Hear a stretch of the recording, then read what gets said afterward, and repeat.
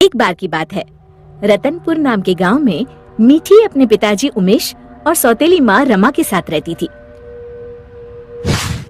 उसकी सौतेली माँ उससे बहुत काम करवाती।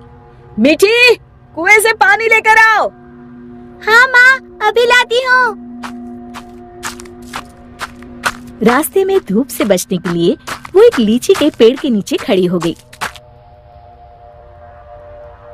तभी उसका ध्यान लीची के पेड़ की तरफ गया।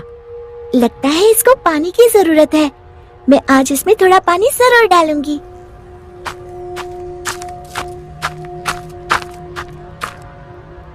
लौटते समय मीठी अपने घड़े से थोड़ा पानी लीची के पेड़ में डाल देती है। अब ये उसका रोज का नियम हो गया। जाते समय थोड़ी देर रुकती और आते समय थोड़ा पानी उसमें डाल देती। उसी पेड़ में एक चुड़ैल रहती थी। इतना ठंडा और मीठा पानी बड़े दिनों के बाद मिला है। एक दिन चुड़ैल ने सोचा, क्यों ना इस लड़की को दोस्त बनाया जाए। बहुत दिनों से मैंने कोई इंसान नहीं खाया। और वो मीठी की हम उम्र लड़की का रूप बनाकर कुएं पर बैठ गई। क्या नाम है तुम्हारा? मीठी। और तुम्हारा? अम्बी। अम्बी? अम्बी तो खट्टी होती है। तुम मीठी और मैं खट्टी, मतलब मीठी खट्टी। नहीं, मीठी खट्टी नहीं, मीठी अम्बी। दोनों खिलखिलाकर हंसने लगती है। अरे, मुझे तो तुमसे बातें करके बड़ी देर हो गई। और जल्दी से घड़ा लेकर घर के लिए चल दी। थोड़ा सा पानी उसने लीची के पेड़ में भी डाल दिया। चुड़ैल बहुत दिनों से अकेली रह रही थी। उसे मीठी का साथ अच्छा लगा। वैसे मीठी अच्छी लड़की है, क्यों ना इसे अपनी दोस्त बना लूं। ऐसे ही रोज मीठी और अम्बी कुएं पर मिलती और ढेर सारी बातें करती, खूब हंसती खिलखिलाती। एक दिन, आज तो बड़ी देर हो गई, मीठी पानी लेने नहीं आई। क्यों ना उसके घर जाकर देखूं। ये सोचकर चुड़ैल मीठी के घर पहुंच गई। वहाँ उसने देखा, मीठी, अभी तक तुमने बर्तन नहीं धोए और पानी भी नहीं लाई। बस माँ, खाना खाकर अभी बर्तन धोती हूँ। कब से खा रही हो? जल्दी उठो, बहुत काम है। खाना खाकर मीठी बर्तन धोने लगी। आज मैंने लीची के पेड़ में पानी भी नहीं डाला और न ही अपनी दोस्त से मिल पाई। तभी चुड़ैल ने जादू से पूरे बर्तन 1 मिनट में धो डाले। मीठी आश्चर्य से यहाँ वहाँ देख रही थी कि चुड़ैल उसके शरीर में प्रवेश कर गई और वापस आकर सोफे पर लेट गई। अच्छा, तो राजकुमारी आराम फरमा रही है। बर्तन कौन धोएगा? धुल गए। रमा को मीठी की आवाज भारी सी लगी। अच्छा, जादू से धोए हैं क्या? हाँ। अब झाड़ू कौन लगाएगा? कपड़े कौन धोएगा? तुम। और कौन? अच्छा, तो मुझे जवाब देती है।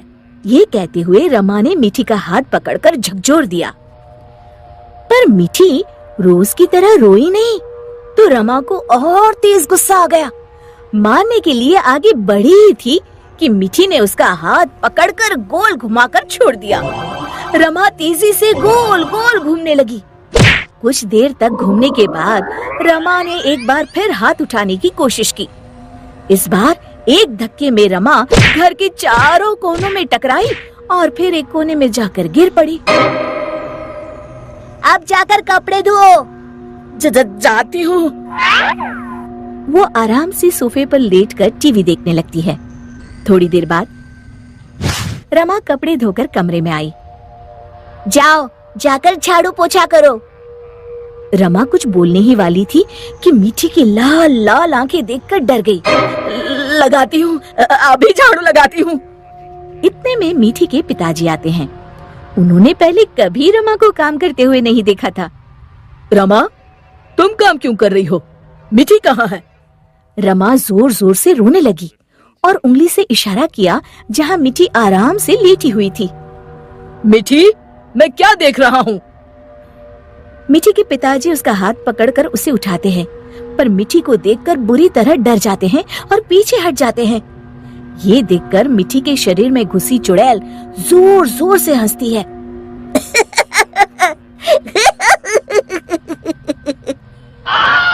उमेश समझ जाता है कि मिठी पर चुड़ैल का साया है। कौन हो तुम और यहाँ कैसे आई? तभी चुड़ैल मिठी के शरीर से निकलकर लहराती हुई सामने खड़ी हो गई और गूंजती हुई आवाज में उसने कहा, मैं अम्बी हूँ।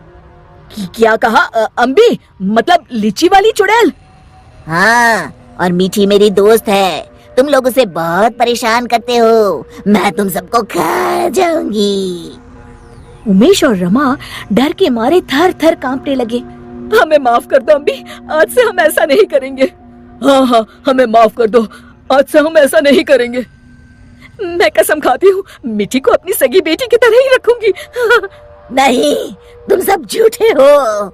अम्बी को बहुत गुस्सा देखकर मिठी बोली, नहीं नहीं अम्बी, तुम मेरी अच्छी दोस्त हो ना। मेरे माँ पिताजी को कुछ मत करो। नहीं, इन्हें सबक मिलना जरूरी है। तुम्हें मेरी कसम। ठीक है, अभी छोड़ देती हूँ, लेकिन जब भी तुम्हें मेरी जरूरत हो मुझे बुलाना, मैं फौरन आ जाऊंगी। और फिर उस दिन के बाद से रमा ने कभी मिठी को तंग नहीं किया। शिक्षा: हमें किसी के भोलेपन या मजबूरी का नाजायज फायदा नहीं उठाना चाहिए।